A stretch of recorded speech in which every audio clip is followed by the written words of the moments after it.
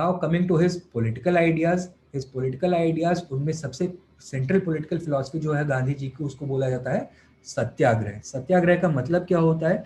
To search and insist upon the truth by making God as witness without fear of consequence, to try and change the heart and mind of the opponent through self suffering। समझ में आया क्या है? इस सच की खोज करना, सच अगर खोज लिया है तो उसके ऊपर इंसिस्ट करना, भगवान को अपना साक्षी बनाना, and without having any fear of consequence अपने ओपोनेंट का, जो आपके नोशन ऑफ ट्रूथ से अग्री नहीं कर रहा है, उसके ओपिनियन को चेंज करना है। कैसे? Not by harming them but through self suffering. So this was his idea of satyagraha. Clear है?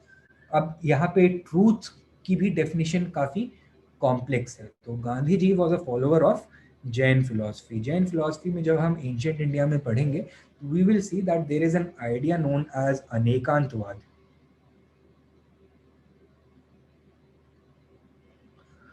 अनेकांतवाद क्या होता है?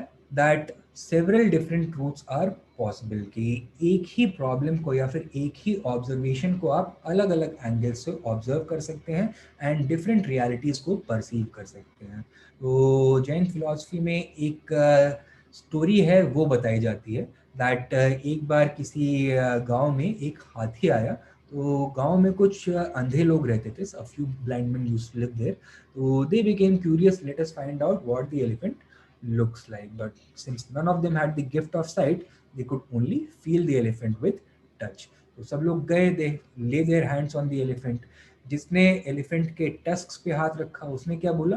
That the elephant is hard and smooth like a spear. किसी ने पैर पकड़े तो उसने क्या बोला? It is like a pillar. किसी ने पेट पे हाथ रखा, it is like a wall. किसी ने पूंछ पकड़ ली तो क्या बोला? इट इज लाइक अ रोप। किसी ने ट्रंक पकड़ लिया तो क्या बोला? It is like a Python. किसी ने कान पकड़ लिए तो क्या बोला? It is like a fan.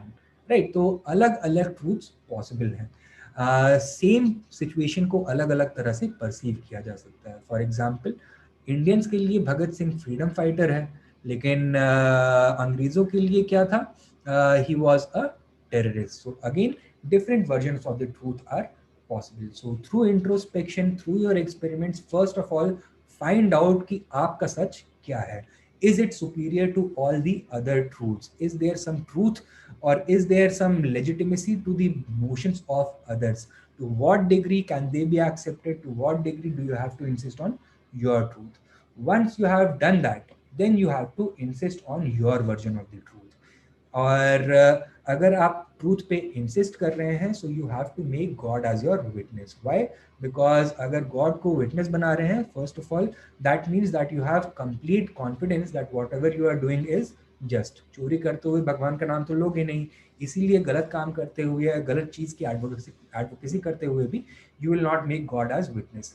Secondly, you might have to face a lot of difficulties. अकेलापन भी हो सकता है, people might leave you, so at the same time God is going to be with you, so it will give you a sense of comfort and confidence. You make God as your witness, and then without fear of consequence try to change the heart and mind of your opponent. इसको ध्यान दो that never your enemy, he is always your opponent. enemy को destroy करना होता है, opponent के ऊपर victory चाहिए होती है। राइट? तो उसके हार्ट एंड माइंड को चेंज करना है। और कैसे चेंज करोगे? By forcing them? No, through self suffering. Gandhi ji believed that man by his nature is good. तो अगर वो किसी और की सफरिंग देखता है तो उसके दिल में भी दर्द होगा, किसी और की खुशी देखता है तो उसके दिल में भी खुशी होगी।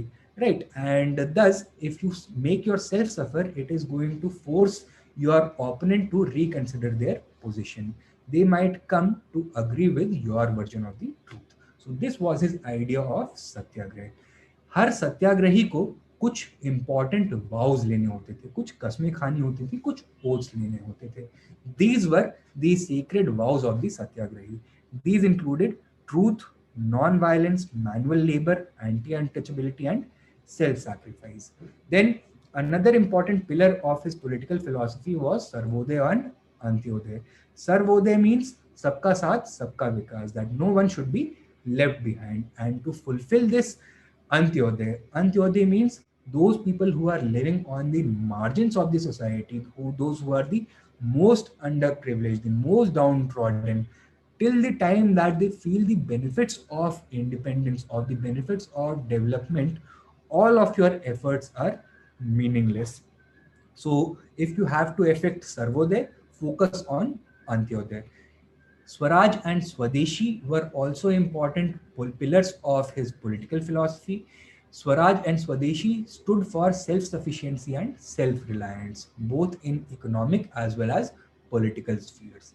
Then, class relations को मैनेज करने के लिए Gandhi ji advocated for trusteeship. एक तरफ मार्क्स ने क्या बोला था, that the history of the world is a history of class conflict. There has always been a conflict between haves and have nots. And Marxist philosophy में there is supposed to be a constant conflict between these classes. On the other hand, Gandhi ji ने क्या idea दिया class cooperation का. He said that the more privileged, the more fortunate in the society, जिनके पास wealth ज़्यादा है, जिनके पास शोहरत ज़्यादा है, they should become the trustees of those who are less fortunate in the society. That they should share their wealth, they should look after the interests of the underprivileged sections. So that is his idea of trusteeship. And these political ideas of his were inspired by the writings of a few authors such as John Ruskin. इनका एक ऐसे है Unto This Last. उससे Leo Tolstoy the famous Russian novelist, इनकी किताबों से गांधी जी के political ideas काफ़ी इन्फ्लुएंस थे.